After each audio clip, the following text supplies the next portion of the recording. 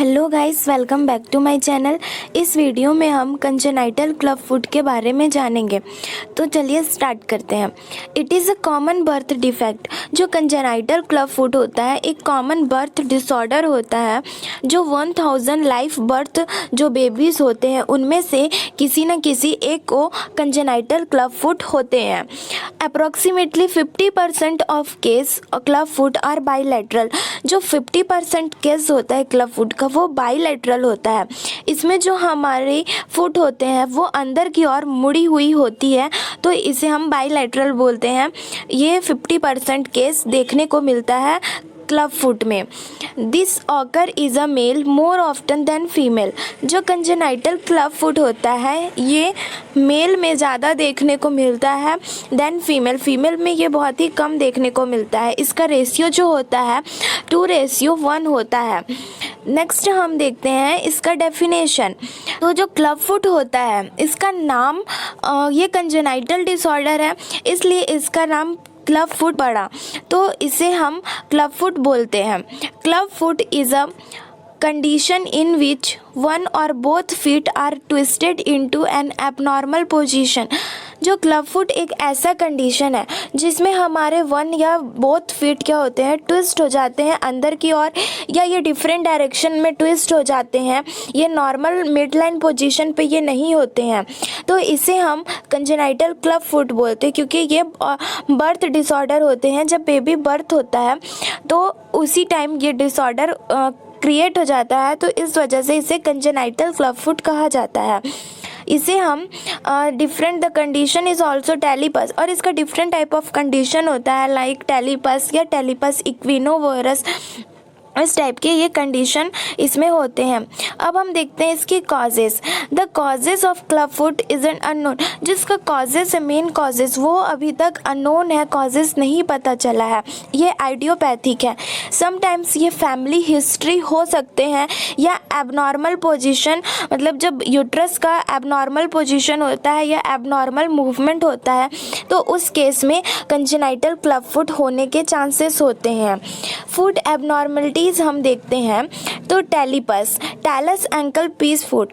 जो टेलीपस होता है इसमें जो हमारे एंकल होते हैं, फुट होती है, वो अंदर की ओर मुड़ी हुई होती है, तो इसे हम टेलीपस बोलते हैं। इक्विनस, लैटिन वर्ड में इसे हॉर्स कहा जाता है। इसमें जो हमारे एंकल होते हैं वो फ्लेक्शन होते हैं, ऊपर की ओर उठे हुए होते हैं। ये सही तरीके से नीचे नहीं बैठते हैं, जिसकी वजह से चलने में बहुत ही डिफ़िकल्टी होती है। और जो हमारे सामने साइड के जो एंकल होते हैं वो सही डायरेक्शन में नहीं जाते, मिड लाइन डायरेक्शन में नहीं जाते हैं, तो इसे हम इक्विनस बोलते हैं। Calcaneus, full dorsiflexion at the ankle. इसमें क्या होता है कि जो हमारे एंकल होते हैं वहाँ पे कैल्शियम जमा हो जाती है, और कैल्शियम जमा होने की वजह से हमारे हड्डी में एक उभार आ जाता है। इस वजह से हड्डी उठी हुई होती है और चलने में बहुत ही डिफ़िकल्टी होती है। तो इस तरीके से different type of foot abnormalities होते हैं। पैलनस, फ्लैट फुट। इसमें जो बेबीज़ के फुट होते हैं वो एकदम से फ्लैट होते हैं, क्योंकि जो हमारी फुट होती है उसमें हल्के से एंकल और सामने साइड में जो हमारे फुट होते हैं, हमारे उंगलियों के बीच में एक उभार क्रिएट होता है। उस टाइप से इसमें उभार नहीं होता, उनका पूरा पैर फ्लैट होता है। नेक्स्ट हम देखते हैं कैवस, हाईली आर्च्ड फुट। जो हमारे एंकल और फीट के बीच का जो गैप होता है वो हाईली आर्च्ड होता है, हाईली उठा हुआ होता है, तो इसे हम कैवस बोलते हैं मेडिकल टर्म में। Varus, heel going toward the mid line. जो हील होता है वो इसमें मिड लाइन से दूसरे डायरेक्शन में जाने लगता है, अपवर्ड साइड, तो इसे हम वेरस बोलते हैं मेडिकल टर्म में। Valgus, heel going away from the mid line. इसमें जो हमारे हील होते हैं, एंकल होते हैं, वो मिड लाइन से इसमें दूसरे डायरेक्शन की ओर जब हम चलते हैं तो दूसरे डायरेक्शन की ओर भागते हैं मिड लाइन से अलग होके, तो इसे हम वेलगस बोलते हैं। Adduction, forefoot going toward the mid line, forefoot hind foot. इसमें हमारे फीट को नीचे रखने में बहुत दिक्कत होती है क्योंकि फीट टॉवर्ड हो जाता है, हमारा एंकल टॉवर्ड हो जाता है, ऊपर की ओर उठ जाता है, जिससे फीट को ज़मीन में रखने में बहुत दिक्कत होता है। इसे एडक्शन बोलते हैं। Abduction, forefoot going away from the mid line.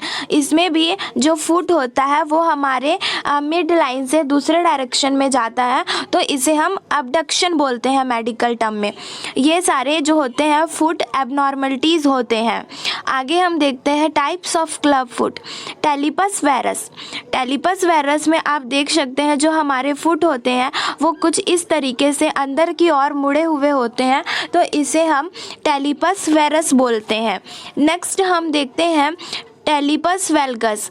इसमें जो हमारे फुट होते हैं वो पूरी तरीके से फ्लैट होते हैं। इसमें जो बीच में जो गैप होता है हमारे फीट में और हमारे एंकल में वो उभार नहीं होता है, तो इसे हम टेलिपस वेल्गस बोलते हैं। टेलिपस इक्विनोवेरस। इसमें जो हमारा फुट होता है वो अंदर की ओर मुड़ा हुआ होता है और जो हमारे एंकल होते हैं वो उठे हुए रहते हैं, टॉवर्ड रहते हैं, तो इसे हम टेलिपस इक्विनोवेरस बोलते हैं।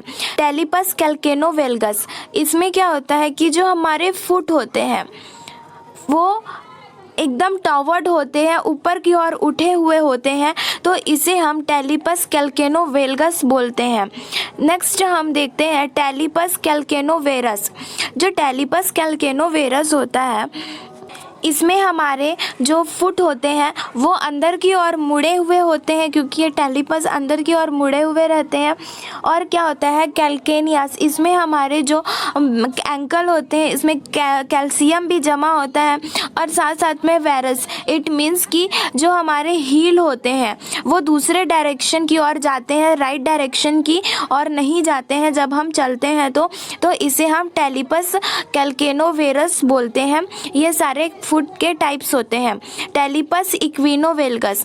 टेलिपस इक्विनोवेल्गस में क्या होता है कि जो हमारा हील होता है वो दूसरे डायरेक्शन की ओर जाता है। इस इमेज में आप देख सकते हैं कि जो हमारा हील है वो मिड लाइन में ना होके दूसरे डायरेक्शन की ओर है, तो इसे हम टेलिपस इक्विनोवेल्गस बोलते हैं। इस तरीके से क्या होता है कि हमें चलने में बहुत ही डिफ़िकल्टी होती है। डायग्नोसिस ऑफ क्लब फुट हम देखते हैं। क्या क्या हम डायग्नोस कर सकते हैं जिससे क्लब फुट का पता लग सकता है। तो एंटीनेटल अल्ट्रासाउंड स्कैन। हम एंटीनेटल अल्ट्रासाउंड स्कैन करेंगे जिससे कि हमें इमेजेस में शो होते हैं कि बच्चे का कंडीशन कैसा है। After birth it can be defect.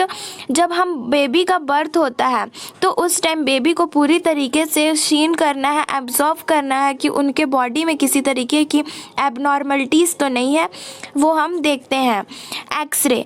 हम एक्सरे कर सकते हैं जिससे कि जो हमारे हड्डी है उसका पता लगा सके कि वो किस डायरेक्शन में है। Now see the treatment. It consist 3 stage में हम इसका ट्रीटमेंट करते हैं क्लब फुट का। तो सबसे पहला है करेक्शन ऑफ डिफॉर्मिटीज़। हम करेक्शन ऑफ डिफॉर्मिटीज़ में क्या क्या करेंगे। Application of cast. हम कास्टिंग करेंगे, हमारे पूरे फुट को हम कास्ट करेंगे। हम इसमें प्लास्टर ऑफ पेरिस लगाएंगे जिससे कि जो फुट का अलाइनमेंट है वो सही हो सके। Use of Denis Browne splint. हम डेनिस ब्राउन स्प्लिंट एक टाइप का ये हम शूज़ होता है जो हम बेबी को अब पहनाते हैं कुछ महीनों तक, जिससे कि जो फुट का अलाइनमेंट है वो सही हो सके। इस तरीके से हम करेक्ट उसका जो डिफॉर्मिटीज़ है उसको करेक्ट करते हैं।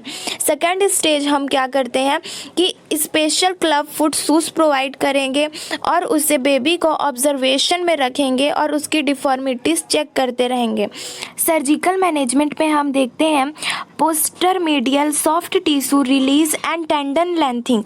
हम इसमें जो हमारे सॉफ्ट टिश्यूज़ होते हैं जिसकी वजह से उसका पैर का जो अलाइनमेंट है वो सही नहीं हो पा रहा है, तो उस सॉफ्ट टिश्यूज़ को हम रिलीज़ करते हैं सर्जिकल प्रोसीजर के थ्रू।